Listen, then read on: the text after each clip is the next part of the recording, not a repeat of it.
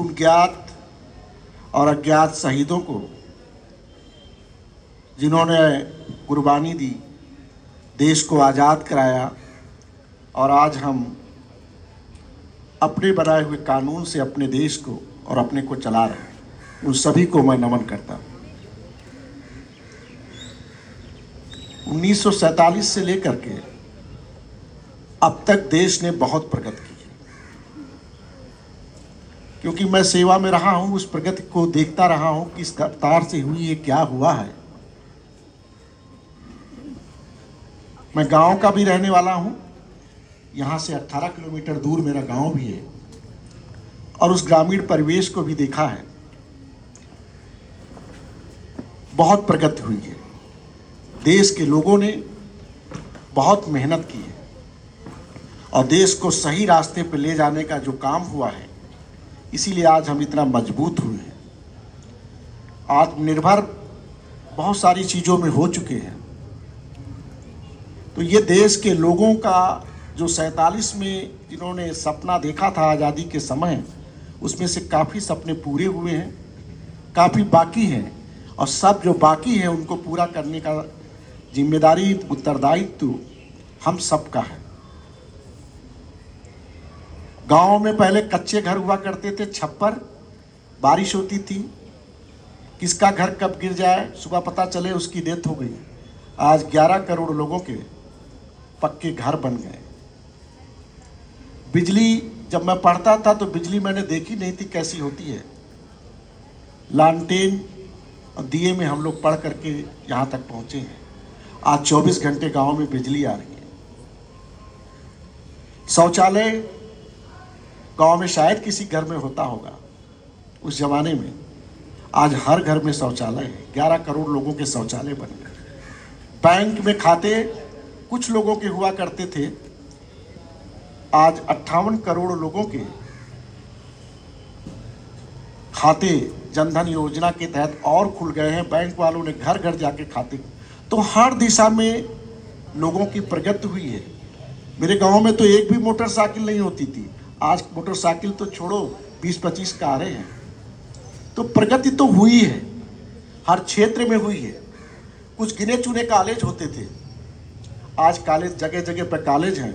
बच्चों को अपने पास में शिक्षा का लाभ मिल रहा है। उस जमाने में कॉलेज नहीं थे, तो मैं गोसाईगंज रामपाल त्रिवेदी इंटर कॉलेज में हाई स्कूल करने के बाद, चूंकि वहाँ पर साइंस नहीं थी, इसलिए वहाँ से मुझे यहाँ 18 किलोमीटर दूर आना पड़ा था। अब जगह जगह कॉलेज हैं, दूर जाना नहीं है। मुझे आज एक सुखद अनुभूति भी हो रही है कि मुझे प्रधानाचार्य महोदय और यहाँ के प्रबंधक गण ने सबने मिल करके एक अवसर दिया और ये सौभाग्य दिया है कि मैं अपने उस प्रांगण में लोगों के बीच में हूँ, जहाँ से मैं बढ़ करके आज जहाँ तक पहुँचा हूँ। उस पहुँचने में एक यहाँ पर कक्ष है, उसका बहुत बड़ा योगदान है। उसे कहते हैं भौतिक विज्ञान की लाइब्रेरी, वो होती थी वहाँ लैब, नीचे वाला कमरा अब शायद ना हो, लेकिन बदल गया हो। तो वो कक्ष है जिसने हमको बदला है। तो मेरा बहुत बड़ा मेरे जीवन में बदलाव का यह स्थान है। इसलिए आज जो प्रधानाचार्य जी ने मुझे अवसर दिया है यहाँ आने का, मैं उनका ऋणी हूँ, यहाँ के सभी का आभारी हूँ कि मुझे उस धरती पर, उस जमीन पर आने का अवसर मिला जहाँ से मेरे जीवन में बदलाव हुआ। मैं गांव से आया था इस क्रिश्चियन कॉलेज में, तो वहाँ यहाँ बहुत बड़े बड़े घरों के बच्चे आते थे पढ़ने। तो मैं अपने को इन्फीरियरिटी में डूब गया कि मैं इन बच्चों के साथ कैसे पढ़ूंगा, क्या करूंगा। मुझे लगा कि मैं इस वातावरण में शायद मैं इसके लायक नहीं हूँ जहाँ से आया हूँ। तो मैं अपना नाम कटवा करके KKC और KKB, चारबाग रेलवे स्टेशन की तरफ मेरे गांव के पास पढ़ते थे, मैंने सोचा वहाँ नाम लिखवा। लेकिन उस समय यहाँ पर जो परीक्षा होती थी, मंथली टेस्ट, हर महीने टेस्ट होते थे जो पढ़ाया जाता था, राम कुमार मित्तल की फिजिक्स किताब, जो लोग फिजिक्स जुड़े होंगे उनको पता है इस किताब के बारे में, उसको मैंने रट डाला। पढ़ने में तेज था, high school first division pass करके आया था, कोई कमी नहीं थी, लेकिन इंफियरिटी आ गई, मैं इस लायक नहीं। तो वो टेस्ट हुआ, मैंने इम्तिहान दिया, कॉपी दिखाई गई, उस दिन मैं नहीं था, अगले दिन जब आया तो मैं उस लैब का किस लिए नाम ले रहा हूँ, उस लैब में AK सिंह सर थे, फिजिक्स के हमारे प्रवक्ता, रिटायर हो गए, वो मेरे गुरु हैं। मैं उस परिवार का भी ऋणी हूँ और गुरु का तो ऋणी हूँ। तो उन्होंने बुलाया और कहा, दिनेश, सब बच्चों को बुलाया, सबके सामने कहा, दिनेश कि सबसे ज़्यादा नंबर, और मेरी पीठ थपथपाई, ताली बज गई। तो अब मुझे पता चला अपने बारे में, हमें अपने बारे में तो ही पता था मैं सबसे बेकार हूँ, तब पता चला मैं तो सबसे अच्छा हूँ। मैं क्यों ऐसा सोच रहा था? और वो दिन है, वो घटना है जिसने मुझे IAS अफसर भी बनाया, 4 जिलों का कलेक्टर भी बनाया, मैं कमिश्नर से रिटायर हुआ। रिटायर होने के बाद आज मैं जुडिशियल इंक्वायरी कमीशन महाकुंभ भगदड़ की जो है उसका एक सदस्य भी हूँ, जांच भी कर रहा हूँ।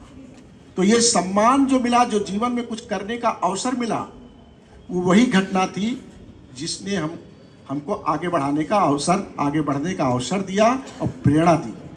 मैं आज अपने उस जमाने के सभी अध्यापकों को, चाहे हमारे AK सिंह सर हो, बहुगुणा जी हो, जाफर साहब हो, इस्टाफर दास साहब हो, मसीह साहब हो, JDM खान साहब हो, और एक टंडन जी थे, उनके बारे में भी आपको बताऊंगा, हिंदी के टीचर, और श्रीवास्तव जी हो हिंदी के, इन सब का सबको याद करता हूँ, सबको सादर नमन कर रहा हूँ यहाँ से। इनमें से कुछ लोग नहीं हैं, लेकिन उन्हों का पढ़ाने का जो तरीका था, जो स्तर था, जिन्होंने हमको निर्माण किया, हमारा निर्माण किया है, जो हम बने हैं उन्हीं लोगों की वजह से बने हैं। मैं उन सबको का ऋणी हूँ, उनको सबको आज इस मंच से सादर नमन करता हूँ और इस प्रांगण में आज उनको याद कर रहा हूँ। और ये जो अवसर है ये मुझे और याद दिलाता है। मैं इंटर में तो यहाँ टॉप किया ही, यूनिवर्सिटी में गया तो हमने सबसे कठिन सब्जेक्ट चुने, क्योंकि कठिन जब चुनोगे तभी कुछ कर पाओगे, सरल चुनोगे तो कर ही लोगे। हमने कहा हम सबसे कठिन पढ़ाई करेंगे। अब हमको जो घटना हुई थी, पीठ थपथपा दी गई थी, तो मैं अपने आप को प्रिंसिपल साहब कमजोर नहीं समझ रहा। वो घटना है, इसलिए आप लोगों के लिए ये प्रेरणा है कि अपने बच्चों को कैसे आगे बढ़ाओगे, जैसे AK सिंह ने हमको आगे बढ़ा दिया था। तो मैंने कहा हम सबसे कठिन सब्जेक्ट लेंगे, फिजिक्स, मैथ्स और स्टैटिस्टिक्स। BSc में टॉप किया, BSc ऑनर्स किया। फिर हमने कहा हम सबसे कठिन काम करेंगे जिसमें एक सब्जेक्ट ज़्यादा पढ़ना पड़े। मैं MSc नहीं करूँगा, मैं MSc स्पेशल करूँगा, उसमें एक एक्सरे का टॉपिक ज़्यादा हुआ करता। तो मैंने BSc ऑनर्स और MSc स्पेशल फिजिक्स किया, उसमें भी टॉप किया। और देखिए सौभाग्य, ऊपर की कृपा, गुरुजनों का आशीर्वाद, यहाँ एक पद निकला फिजिक्स का, मैंने अप्लाई कर दिया और इंटरव्यू देकर चला गया। 1 महीने बाद मैं MSc करके निकला ही था, तब तक नौकरी की बहुत वो ज़्यादा नहीं थी, अपनी तैयारी कर रहा था आगे की जीवन की। 1 महीने बाद अपॉइंटमेंट लेटर मेरे कमरे में मिला। मैं तिवारसन साहब का, उस समय के जो और लोग हैं उनका सबका ऋणी हूँ, आभारी हूँ। मुझे इस कॉलेज में फिजिक्स में 1 साल 7 महीने पढ़ाने का भी सौभाग्य मिला। और सौभाग्य ऐसा मिला, सरकार साहब मुझे बहुत मानते थे। जब पेपर सेट करने का टाइम आया यूनिवर्सिटी से, तो उन्होंने कहा, दिनेश ये टॉपिक तुम्हारा है, BSc पार्ट 1 मैकेनिक्स पढ़ाता था मैं, तो आप पेपर सेट करो। और मैंने पेपर भी सेट किया और चला गया। हमें क्या पता था यही पेपर आ जाएगा। जब मैं विजिलेशन ड्यूटी कर रहा तो देखा वही पेपर खुल करके आ गया। तो सर जी, ये सौभाग्य भी मुझे इस क्रिश्चियन कॉलेज ने ही दिया है। मैं इस कॉलेज का बहुत बहुत आभार व्यक्त करता हूँ, सबका, इस कॉलेज का, इस धरती का ऋणी हूँ। सन 2001 में ये हॉल है यहाँ पर, उस समय क्रिश्चियन कॉलेज का एक कार्यक्रम जो एनुअल फंक्शन होता है वो होता है, उसमें भी हमको चीफ गेस्ट के रूप में बुलाया गया, सम्मानित किया गया। ये जो सम्मान होता है ये आगे बढ़ने की दिशा देता है, प्रेरणा देता है, चाहे किसी का भी हो, छोटे का हो बड़ा हो। तो किसी की पीठ थपथपाओ, सम्मान कर दो तो वो उसको और एक दिशा उसकी स्पष्ट कर देता है, कैसे आगे बढ़ना है। तो एक तो ये जीवन का आपको मैंने बताया, और एक चीज जुड़ी है क्रिश्चियन कॉलेज से।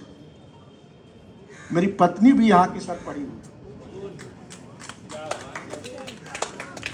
तो इसलिए मैं गर्व महसूस कर रहा हूं कि मैं जहां खड़ा हूं इससे बहुत कुछ मिला है मुझे।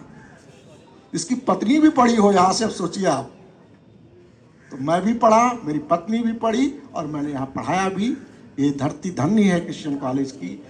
ऐसा प्रांगण, ऐसी बिल्डिंग, ऐसे अध्यापक आपको बहुत मुश्किल से मिलेंगे। उस जमाने में जब मैं पढ़ता था, 79 से लेकर के 77 से 79 तक हाई इंटरमीडिएट किया था। ये कॉलेज काल्विन तालपेदार और ये कॉलेज, ये दो ही कॉलेज सबसे टॉप के हुआ करते थे इंटर के मामले में।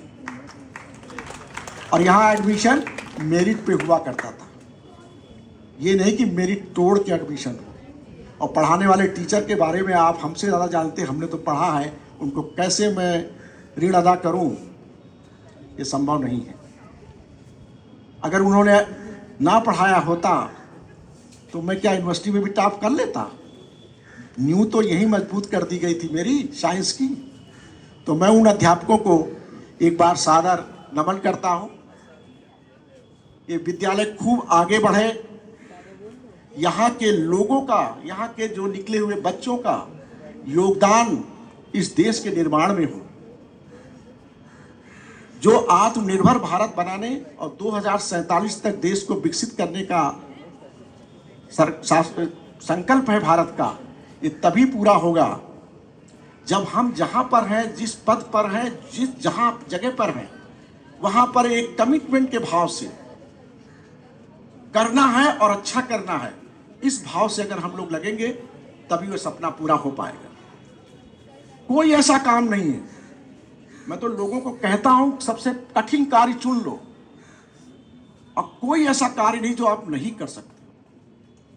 मैंने जब फिजिक्स चुनी तो सबसे कठिन मानी जाती थी फिजिक्स, आप लोग सब जान रहे हो इस बात को, लेकिन मैंने उसको सरल बना दिया। और सरल बनाने में AK सिंह साहब का बहुत हाथ था, क्योंकि उन्होंने बेस मेरा इंटर का यहाँ मजबूत कर दिया था।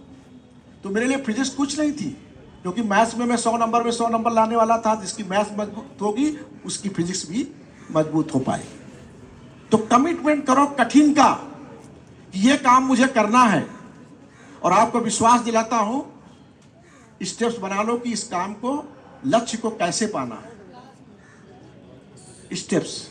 और फिजिक्स यही सिखाती है, मैथ्स हमको यही सिखाती है। ये मैथ्स फिजिक्स मेरे जीवन में नौकरी में कोई काम नहीं आई, लेकिन ये उसका सिद्धांत काम आया कि स्टेप्स आगे कैसे चलने हैं। किसी काम को करना है तो उसके स्टेप्स क्या होंगे, इस स्टेप के बाद क्या आएगा, उसको कैसे करना, फिर अगला कैसे करना। या मैं जिन जिलों में था वहां पूछता था तो कई लोग क्रिश्चियन कॉलेज के पढ़े निकल आते थे, क्योंकि ये क्रिश्चियन कॉलेज वो कॉलेज है जब बहुत कम कॉलेज हुआ करते थे, और हॉस्टल तो शायद ही क्रिश्चियन कॉलेज के अलावा किसी और डिग्री कॉलेज में था, केवल विश्वविद्यालय में होता था। तो बाहर के जिले के जो बड़े बड़े घरों के लड़के थे, वो जो लखनऊ पढ़ने आते थे, तो उनके लिए क्रिश्चियन कॉलेज ही एक कॉलेज था जहां उनको रहने के लिए हॉस्टल भी मिल जाता था, और वो लोग यहाँ रह करके पढ़ते थे। तो बहुत सारे जिलों में मुझे यहाँ के पुराने पढ़े हुए लोग मिले, उनसे मिलकर जो जानते हो, अगर अपने कॉलेज का कोई मिल जाए पढ़ा हुआ, अपने समय का हो या ना हो, पीछे का हो आगे का हो, तो आदमी जो खुशी होती है, वो जो मिलन होता है, उसका अंदाजा आप नहीं लगा सकते। तो बहुत सारे लोग मिले, इससे पता चलता है कि इस कॉलेज ने अपनी खुशबू केवल लखनऊ तक सीमित नहीं रखी है।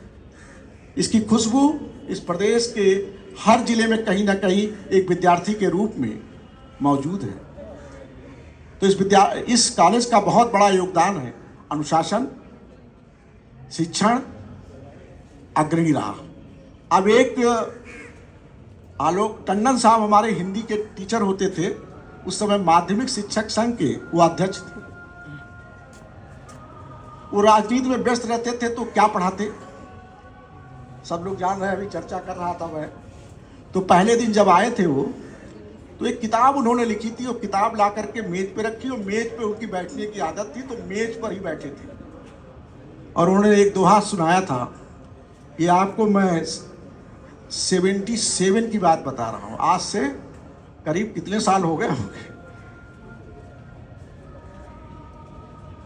40-48 साल हो गए।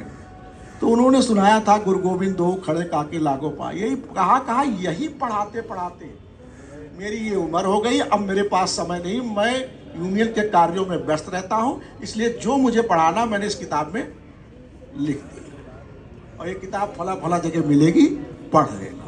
तो हम लोगों ने साल भर वही किताब पढ़ ली, लेकिन बेस चूंकि मजबूत था इसलिए काम आ गया। फिर सेकेंड ईयर में जब पहुंचे तो प्रिंसिपल साहब से अनुरोध किया तो कोई दूसरा अध्यापक दे दो, तो MP श्रीवास्तव साहब फिर लगाए गए, उन्होंने हम लोगों को 1 साल पढ़ा। तो आलोक टंडन जी को भी मैं याद करता हूँ, श्रीवास्तव जी को भी, सिन्हा साहब थे यहाँ बॉटनी में, इंटर में, ये सब बहुत सारे एक टीम थी। तो आज और विषय पर ज़्यादा बात नहीं करेंगे, लेकिन मैं आज आप सबका आभार व्यक्त करूंगा, और इस देश की आज़ादी को अक्षुण्ण रखने के लिए हम सब लोग संकल्पित होकर के जहां पर जिस पद पर हैं अपना सर्वोच्च योगदान जब देंगे, तभी एक अच्छे देश का निर्माण होगा, आत्मनिर्भर भारत का निर्माण होगा। दूसरा, हमारे अध्यापक साथी यहाँ मौजूद हैं, सबको मैं सादर प्रणाम करते हुए एक अनुरोध करना चाहूंगा। आप ब्रह्मा हो, आपको पता नहीं है, आप निर्माण करते हो, उसने शरीर का निर्माण किया है, आप उस व्यक्ति के चरित्र का, भविष्य का सब निर्माण करते हो। बड़े विश्वास से गार्जियन बच्चे आपको सौंपते हैं और उम्मीद करते हैं कि क्रिश्चियन कॉलेज में बच्चा अब आ गया है तो अच्छा बन के निकलेगा। उनके इस विश्वास को भी आपको कायम रखना है, और इस विश्वास के लिए करना है जो कर्मठता से, जो हमारे अभी असिस्टेंट प्रोफेसर साहब ने भाषण दिया था, यही कर्म की बात, कर्तव्य की बात कहती। ये अवसर है आपके पास, एक ही काम है कि मेरे पास ये 40, 50, 100 बच्चे हैं, इनका निर्माण हमें करना है, और उसमें